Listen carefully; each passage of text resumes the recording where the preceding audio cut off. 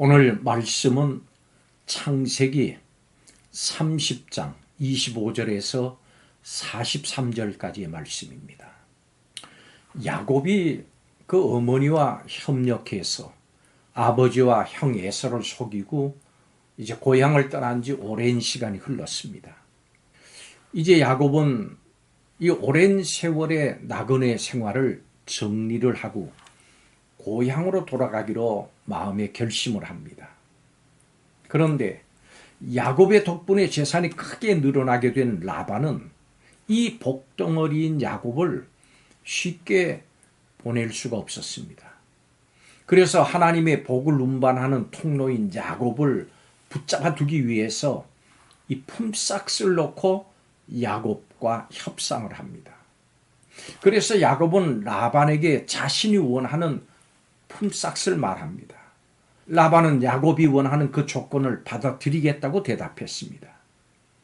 그리고 나서 야곱이 품삯으로 요구했던 가축들, 즉 얼룩무늬 있는 것과 점 있는 것과 아롱진 것, 그리고 검은 것들을 짐승떼에서 가려냈습니다.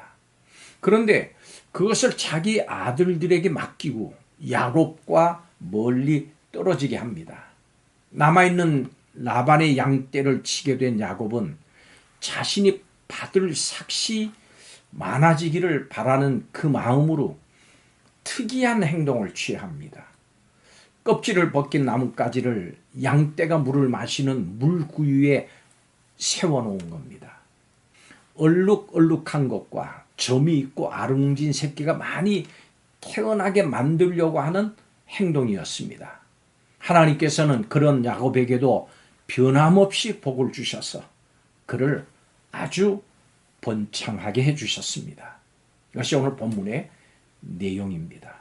성도 여러분, 성도는 시시때때로 크고 작은 답답한 일을 만나게 됩니다. 죄와 허물과 실수와 나의 부족함으로 어려운 시험을 당하기도 합니다. 또 때로는 정직하고 성실하게 살려고 해도 속기도 하고 핍박을 당하기도 합니다. 자, 이럴 때 성도는 무엇을 의지해야 할까요? 또 무엇을 하나님께 기대해야 할까요? 오늘 이 말씀을 통해서 우리가 하나님은 어떤 분이신지를 알고 이 문제에 대해서 큰 위로와 힘을 얻으시기를 바랍니다. 첫째로 하나님은 답답한 일을 당한 백성을 도우십니다. 라반은 야곱이 요구한 품삯을 주겠다고 흔쾌히 약속을 합니다. 그렇지만 그 뒤로는 자신의 양떼와 염소떼 중에서 점 있는 것과 검은 것을 가려내는 비열한 술책을 씁니다. 이 행동은 얼마 안 되는 품삯도 안 주려고 하는 겁니다. 이때 야곱이 얼마나 억울하고 답답했을까요? 우리도 이렇게 비열한 세상에서 살면서 손해를 보기도 하고 눈물나게 억울함을 당하고 답답한 일을 만나기도 합니다. 그렇지만 낙심하지 마십시오. 도리어 고난을 이 기도의 기회로 삼으십시오. 답답한 순간에 하나님을 붙들고 기도합시다. 우리는 사방으로 우겨쌈을 당해도 쌓이지 않습니다. 심히 큰 능력으로 도우시는 주님이 우리와 함께 하십니다. 주님을 믿으면서 고난을 받을 때 히브리서의 말씀처럼 우리가 담대하게 고백합시다. 사람이 내게 어찌하리요? 아멘. 두 번째로 하나님은 인간의 계책을 넘어서 우리를 도우십니다. 야곱은 라반의 술책 때문에 빈손으로 돌아가야 할 위기에 처했습니다. 그래서 야곱은 한 가지 계책을 씁니다. 물 마시는 양떼에게 껍질을 하얗게 벗긴 나뭇가지를 보여줘서 얼룩얼룩한 새끼를 낳도록 해보려고 하는 것이었습니다. 아마도 크게 효과를 보리라 기대하지는 않았을 겁니다. 그런데 이런 보잘것없는 계책에도 불구하고 야곱은 놀라운 성공을 거둡니다. 야곱의 행동은 양털의 색을 바꾸는데 어떤 효능이 있는 생물학적인 방법도 마술적인 처방도 아닙니다. 이것은 억울한 처사를 당하는 야곱이 하나님께 간구하는 그 마음을 보인 믿음의 행위입니다. 야곱을 돌아보신 하나님은 기적을 행해 주셨습니다. 라반은 불의한 욕심을 부리면서 야곱을 어렵게 만들었습니다. 그런데 하나님이 그 가운데 개입해 주셨고 잘못된 현실을 바로 잡아주셨습니다. 여러분, 은혜가 무엇입니까? 바로 이것이 은혜입니다. 우리는 언제나 이 하나님의 은혜를 생각해야 됩니다. 기대해야 합니다. 여러분, 지금 기도하는 일과 시도가 특별한 일이 아니라서 걱정되십니까? 의미 없는 발버둥일까 봐 낙심되십니까? 염려하거나 낙심하지 마십시오. 주님이 우리의 수고를 넘어서 도우십니다. 우리의 능력은 미약합니다마는 지혜와 능력에 한이 없으신 하나님이 여러분을, 우리를 도우십니다. 우리의 지혜가 닿지 않는 곳까지, 우리의 능력이 닿지 않는 곳까지 주님께서 일하십니다. 그러므로 주님의 도움을 구합시다.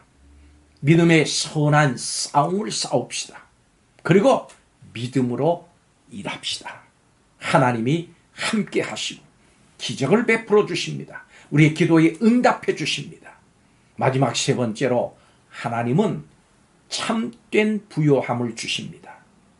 43절 말씀에 보면은 이에 그 사람이 매우 번창하여 양떼와 노비와 낙타와 나귀가 많았더라.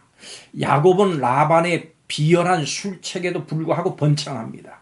오히려 약한 양은 라반의 것이 되고 튼튼한 양은 야곱의 것이 됩니다.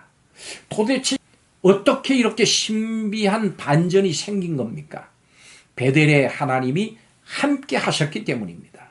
여러분, 우리는 하나님과 동행할 때 그 하나님의 모든 부요함을 누리게 됩니다.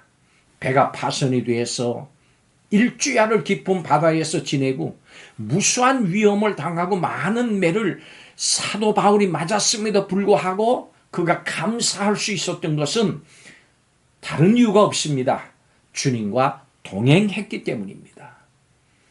성도 여러분은 동행의 기쁨을 누리고 있습니까? 놀라운 기도의 응답을 경험하면서 삽니까? 주님이 베푸시는 은혜에 대한 감격을 날마다 간증하며 삽시다. 광야 같은 세상에서도 감사, 찬양이 넘칠 수 있는 것은 오아시스 같은 은혜가 예수님 안에 있기 때문입니다. 이 은혜는 죽음 이후에만 누리는 게 아닙니다. 이 땅에 사는 동안에도 우리가 하나님과 동행하면서 풍성한 은혜를 누릴 수 있습니다. 바로 이것은 우리 성도들의 특권입니다. 성도 여러분, 주님은 주님의 자녀가 악한 꾀에 넘어지도록 버려두지 않으십니다. 우리와 동행하셔서 상황을 역전시키시고 하나님의 부요함으로 채우십니다. 꼭 기억하십시오. 하나님께서 채우십니다. 기도하겠습니다. 하나님, 저와 우리의 어리석음을 주목하시고 신실하게 도우심을 감사드립니다. 하나님께서는 허물 많고 죄 많고 부족한 우리의 능력을 넘어서 놀라운 일을 행하심을 믿습니다. 하나님께서 하나님 안에 있는 부요함을 야곱에게 베풀어 주셨듯이 우리 모두에게 또 우리 성도들에게도 베풀어 주시옵소서. 예수님의 이름으로 축복하고 기도하옵나이다. 아멘.